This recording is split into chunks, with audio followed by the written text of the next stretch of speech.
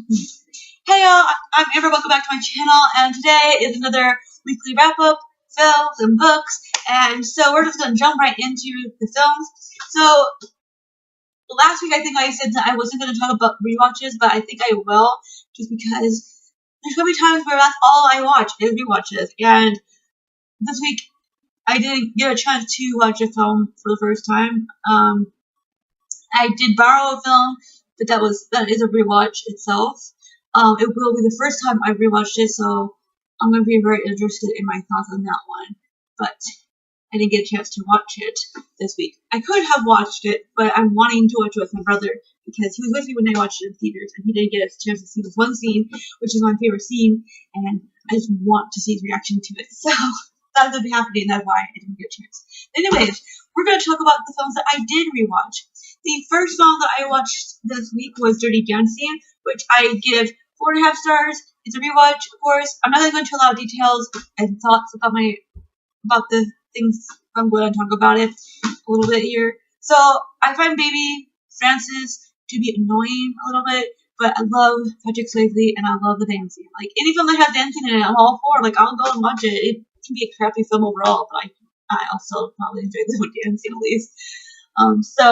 But I do think that the story is strong and the acting is great. I just find the character of Baby to be kind of annoying. That's just probably because she's so naive and frustratingly naive at times. But anyways, then I watched Priest, and this one is about it's a vampire film. So I'm very surprised that I actually enjoyed this one. But this is a group of priests, as they're called, who have to their family illness, and they fought the vampires for these people. They were like the elite, the people who were the only ones who had the ability to take the vampires on at great cost to themselves, of course. And then they were broken up when they found a way to not have to deal with all that anymore. And so the main character is living in the city, trying to find work. They've basically been shunned by the people for some reason, and then his family that he's like his brother and his wife and daughter are attacked by a group of fast-moving vampires, and it's very strange and abnormal. And he goes against the order of the church to go after them himself, and it gets 3 stars. It's like one of those films where if I'm specifically saying I'm gonna watch this, I'll watch it and enjoy it, but it's not like one of those films where you're sitting back and you're like, what should I watch tonight? It's not the first thing that pops into my head. I have a whole list of films that comes in my head, and it's never one of them. But I do enjoy it when I do proactively choose to watch it. It's just there's not a lot of depth to the characters. You don't get enough backstory. I feel like you just get basics, and it's just very action oriented, and just go after these vampires and kill them all kind of thing. But I enjoy it. It's entertaining for the most part. The only thing is, I find the sheriff guy kid to be so annoying and frustrating. He just kind of irks me, and he wrinkles me, so it kind of taints the enjoyment of the film for me because of that. But anyways, 3 stars for that one. Moving on, I watched Forever for the third time. Fourth, fifth, how many times it's been. I watched it for the first time as a kid. I think as a kid you're not going to really enjoy the film because it's on the slower side. The story isn't all that interesting for a kid, but as an adult, when I watched it the first time as an adult, I did enjoy it. And then I rewatched it, and after that, and I was like, oh, this is so boring, I DNF'd it. And then now, again, rewatching it, I enjoyed it so much better than I did the last time, obviously since I didn't DNF it this time. But I think I have to be in the right mood for it, and I know the other time I just wasn't all that interested in watching it at that point. I just was watching it because, whatever. I'm a weird person where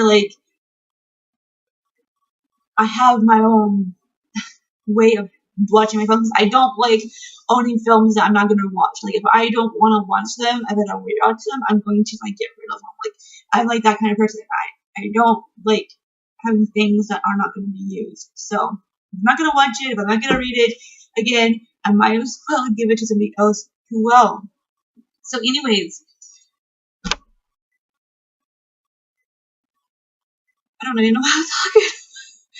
So it's like, why do I keep on going back to it if it's like a roller coaster? Like, but I enjoy it when I'm in the mood for it. So moving on, I watched Ghost, which I give 4 stars to.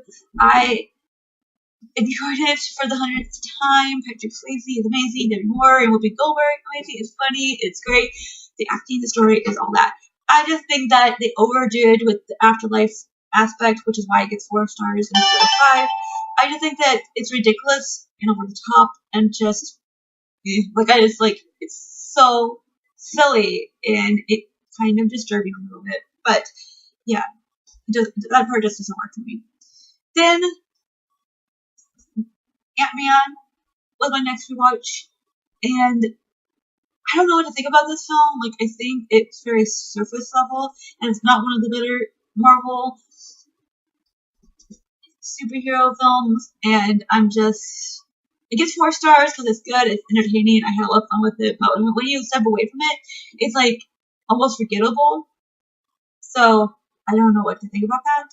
I'm not gonna go see the second one in the theaters because it's not worth that money. So that says a lot.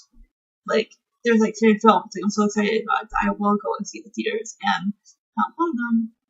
So yeah, but I don't even know if it's worth 4 stars considering. But anyways, moving on. So Saturday I had a lot of internet problems and I couldn't do what I really wanted to do, which was catch up on YouTube videos.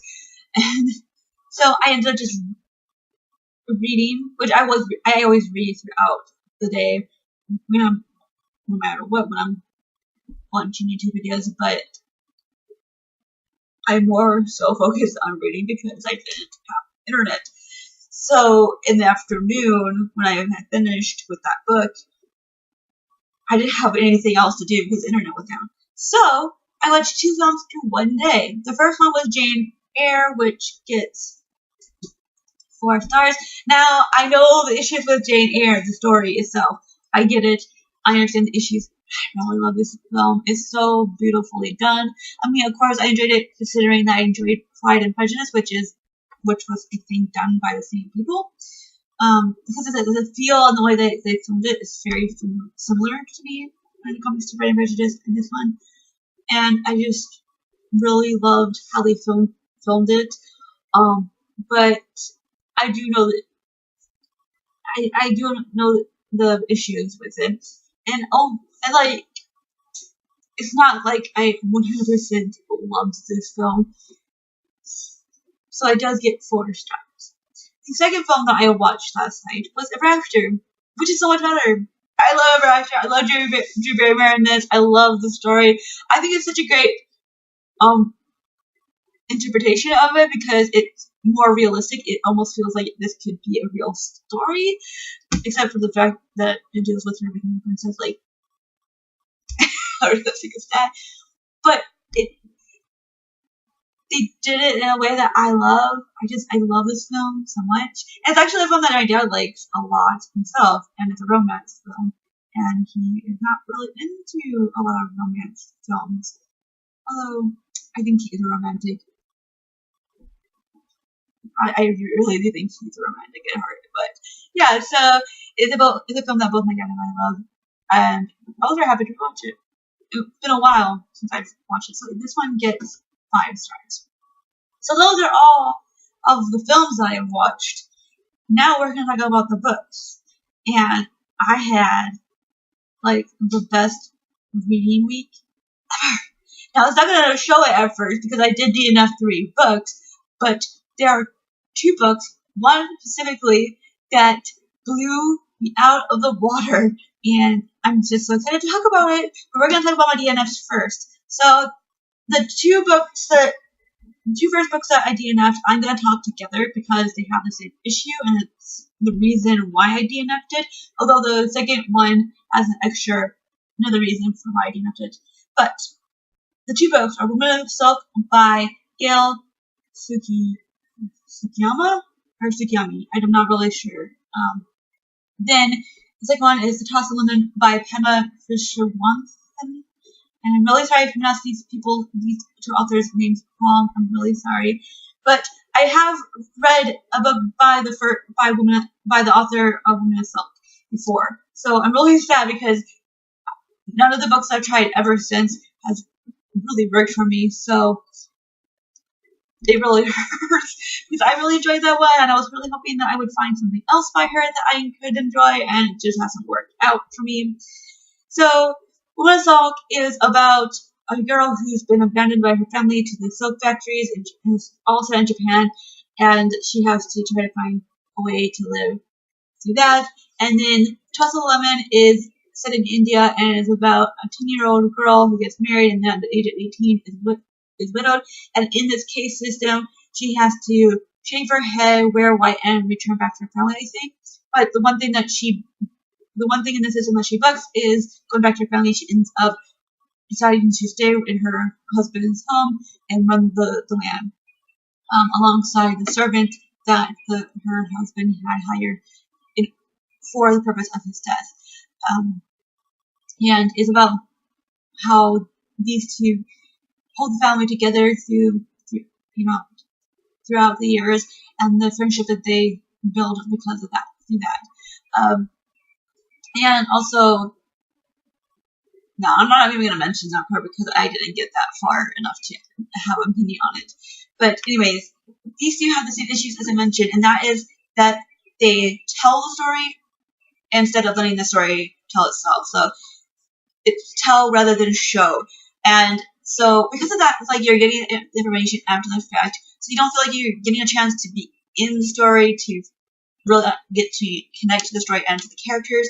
And it's just in succession of one another that really made it the most frustrating thing.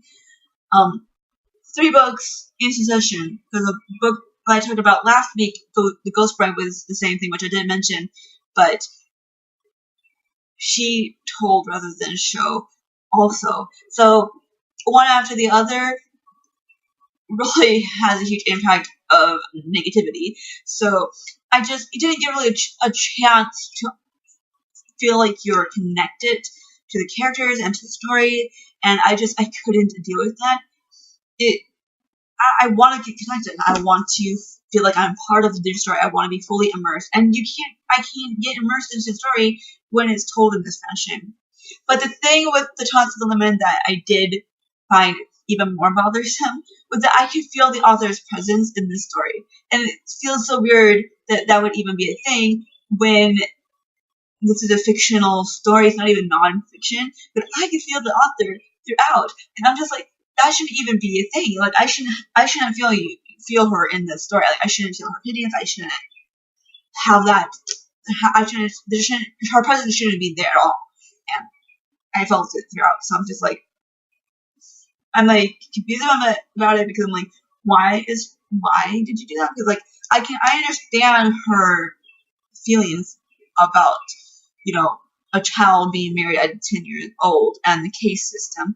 But let the reader come to their own opinion. We don't need you forcing it.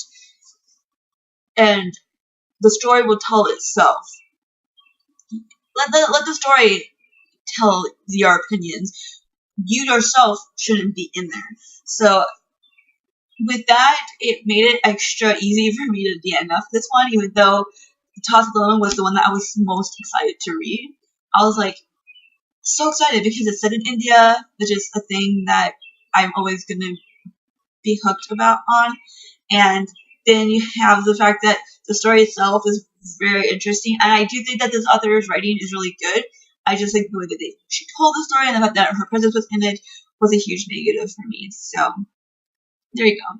The third book that I DNF'd is not like a negative thing. It's just that I realized, as this is a reread, that I didn't really feel like I needed to reread it, and that is Frankenstein by Mary Shelley. I get the importance of it. I remember enjoying it the first time, but I do think that this book is hard to get into. It's slow. It's a bit of a slog, and it takes way too long to get into the story. Like, we're introduced first to this guy, and you're like, for what seems like a very long time, you don't even understand the point of him because this is not even his story. And then like finally you get to the point, like, oh, but it's like, why did it have to take that long to get to the point? So it's like I just wasn't really interested in rereading it, and I realized I'm not really interested in the story anymore. So that's why I DNF'd that one. But then next I reread Before We Were Free by Julia Alvarez, and this is about a 12-year-old girl whose name is Anita. She lives in the Dominican Republic in 1960, and most of her family has immigrated to the U.S. Her tío Tony has disappeared, and her father is having these mysterious conversations on the phones, and a lot of mysterious happenings are going on. And all throughout, she's dealing with being an adolescent and growing up and having to deal with all the changes physically and emotionally that she's going through. And if you do not know, in the 1960s Dominican Republic, they were dealing with being in a dictatorship, and so she's growing up a little bit too fast in this situation here. I absolutely enjoyed this book the second time around. I have a hard time with children narratives. Either they're annoying or you just don't get the information that you need in order to understand the impact. But thankfully, I thought they did such an amazing job and making you understand the impact of what's going on her life, that keeping that integrity of her being a child. So I enjoyed the story. It was really good. I would highly recommend it to everybody. The writing, the characters, and the story itself was great. But it does get overshadowed by the next book that I finished this week. And I'm really surprised that I actually finished this one. I didn't think I was going to finish another book this week. But I did, and I'm very happy about it because, oh my gosh, this book blew me away. So that is In Order to Live, A North Korean Girl's Journey to Freedom by Yeonmi Park. I am not really sure if I'm pronouncing her name right. With Mary Ann Bullers. I don't understand like what her part in this is because they don't talk about that. I think I'm wondering if it has to do with like getting it into English or something. I'm not really sure. But anyway, so this is her memoir about her escaping North Korea and all of that. So I've never had a book affect me in such a way. I was physically sick at certain points in the story, and if you read this, you'll know what I'm talking about. It was just so horrible to think of her going through this, and the fact that she tells the story in such an open and honest way, it just like really made that impact even more powerful to me, because it's like, how in the world did she survive this? Not just like literally survive, but emotionally survive this enough to be able to tell this story. And the risk that she put herself and her family in order to do this, which is very important and necessary to get the word out, just makes this story even more powerful.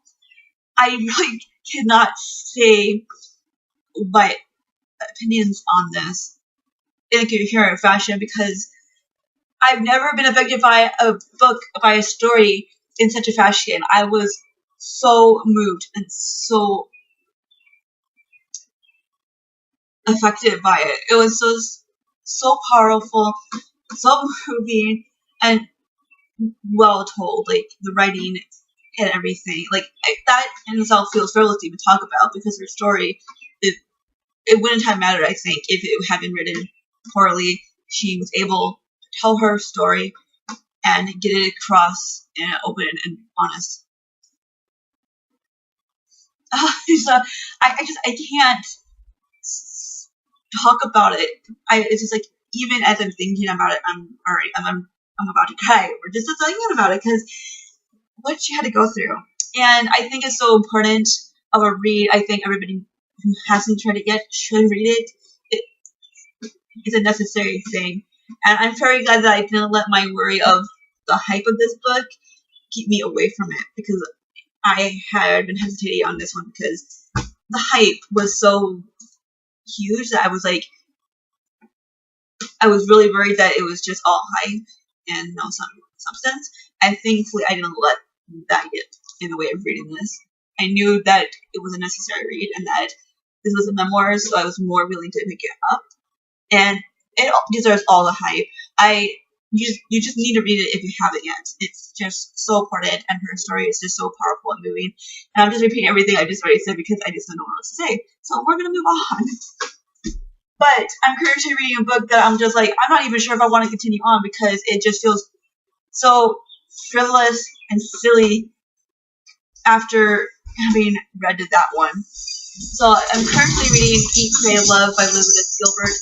And even before I had started that one, I was realizing the issues that is in this book. And that is the fact that Elizabeth Gilbert is a white, privileged woman who doesn't even recognize her privilege. It would be one thing if she just recognized her privilege. You don't have to feel sorry that you have the ability to do all these things, that you were able to get back on your feet so quickly, but you have to recognize the privilege, and she doesn't even recognize it, which is a huge issue, especially in reading it this time around.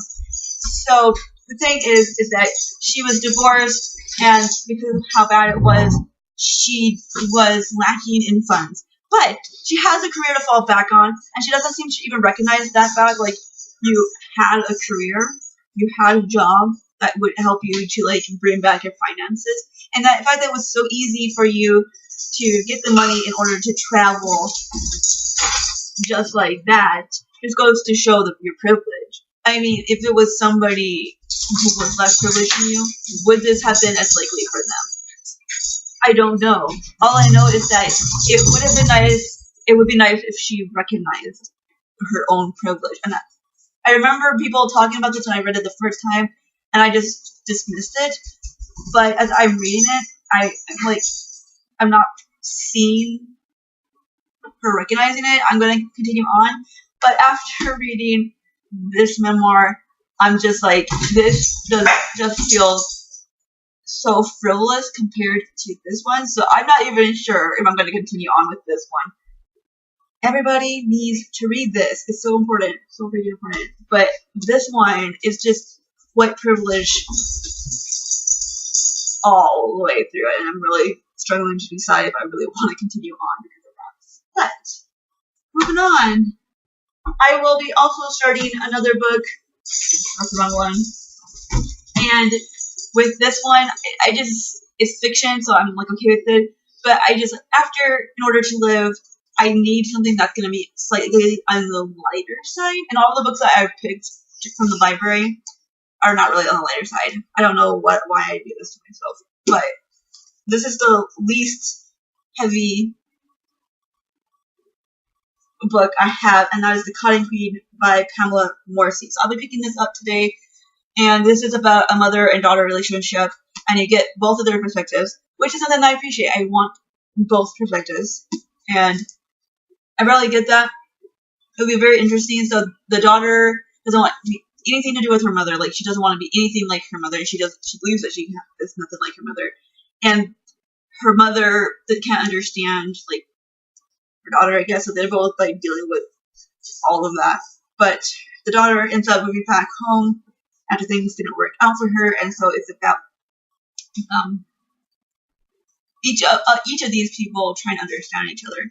So very vague, very incoherent synopsis, but we shall see as I actually read this if my synopsis can get better. But again, I'm hoping for something that's not too heavy, and this does not seem like it's going to be that heavy. I actually think would this be considered chick lit? I don't know. I kind of hate the word chick lit, Anyways, so that's all I have for you guys. The one thing, I'm rehashing this, but I have to read in order to live if you have not. Such a powerful, important read, considering the fact that nobody from North Korea, I think, has really talked about their experiences in this way before. So, there you go. I would love to hear what you've been reading, watching the past week or so. And if you've read anything that I've talked about or watched anything that I talked about, I would love to chat with you down below about it. And I will see you in the next one. Ciao.